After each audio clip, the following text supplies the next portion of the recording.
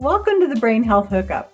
I'm Laurel Myers-Hurst, your resident groovologist, and I believe that better mental health needs to be fun. Here we talk about mental wellness, we explore the physical, emotional, and relational needs we have as humans with the science and practices that help our mental health to flourish. Plus, we dive into my signature method, groove therapy, that engages folks in groove-based music making to lift mood and lower inflammation and pain. I'm so glad you're here. So let's hit it. Well, well, well. Well, truly a deep subject. We're in that season of the year when I have an influx of patients that have new depression and anxiety symptoms. It's interesting that they come in waves. The first time I saw this in my practice was a wave of people coming in July who, upon asking further questions, had all had COVID in the same week in February. So, three new patients all had COVID the same week in February. And then in the same week in July, all came into my practice with new symptoms of anxiety and depression when they had no history of anxiety and depression. That's so interesting. I got to looking into how infection and somewhat stress, but more infection and antibiotic use play into first incidents of anxiety and depression. We've known about this connection for a long time in very young people and children. There's a syndrome called PANDAS. It's specifically anxiety in the form of intrusive thoughts and obsessions, compulsions, new incidences of anxiety that appears as obsessions and compulsions after a strep infection. So we have known for a long time that this is a thing that in young people who have sudden onset of anxiety that's very obsessive or compulsive in nature, meaning they want to stop thinking about it. Nothing can distract them. Often they have to do certain ritual actions to ward off the negative effects of the thing that they're obsessed about, is sometimes related to strep infection. But why do I see new influx of patients for depression and anxiety at this time of the year? In older patients, it often has to do with surgeries that happen before the end of the year. So people tend to put off surgeries, and surgeons sometimes bulk surgeries around the holidays when people will have time to recover from their surgery by taking time off around Thanksgiving, time off around the winter holidays, Christmas, and other sacred celebrations. So almost always, those surgeries are accompanied by intraoperative antibiotics. And after antibiotic use, we see an increase in depression and anxiety with all antibiotics, but specifically the quinolones like Cipro. Ciprofloxacin is one of the biggest perpetrators of this post surgical or post antibiotic use, it should be called, increase or onset of depression and anxiety. Why?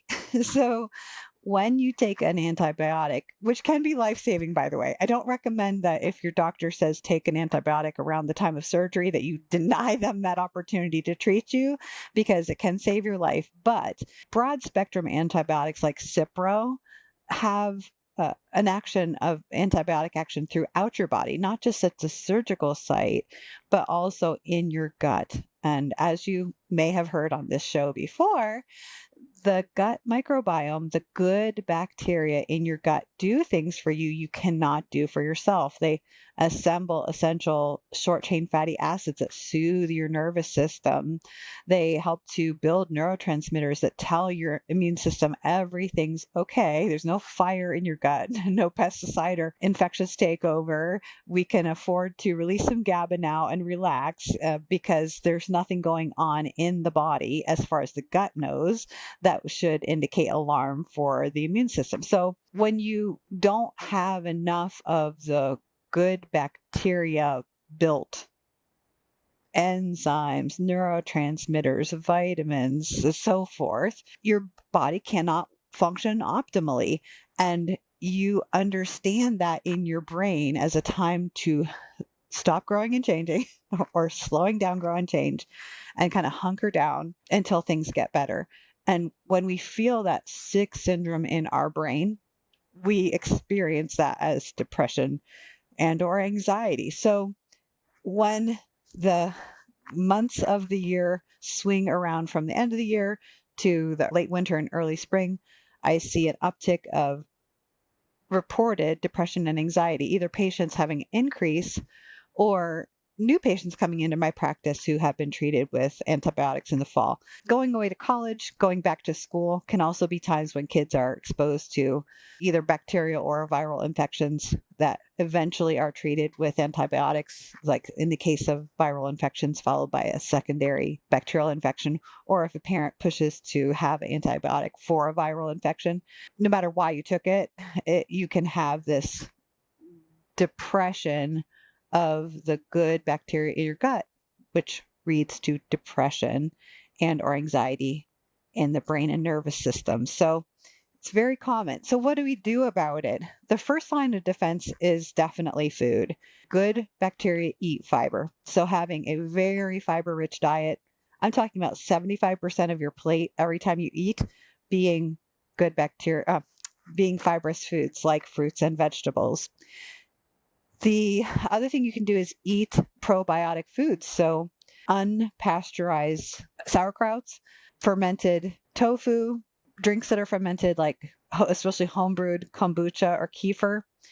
These foods are very good for reestablishing the good bacterial colonies. Many of them have their own fiber in it. Even kefir drinks have the milk fibers.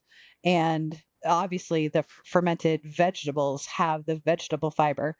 I wish I could get a discount code for my favorite company in Cleveland, Ohio, the Cleveland Kitchen, that makes such a variety of kimchi and pickles and sauerkrauts of different vegetables. I love that company. I love that it's a local company. And Cleveland Kitchen, if you're hearing this, I'd love to offer a discount code to my listeners and to my clients because it's such a great product, so tasty. And if you've ever thought of sauerkraut as something mushy and slimy, it's the exact opposite. These are crunchy, flavorful, fresh tasting foods that will really support the kind of health in your gut that will help your whole immune system get the message that you're not under attack, you're not in this state of emergency, and that your immune system can afford to relax and let your brain enjoy a very calm environment.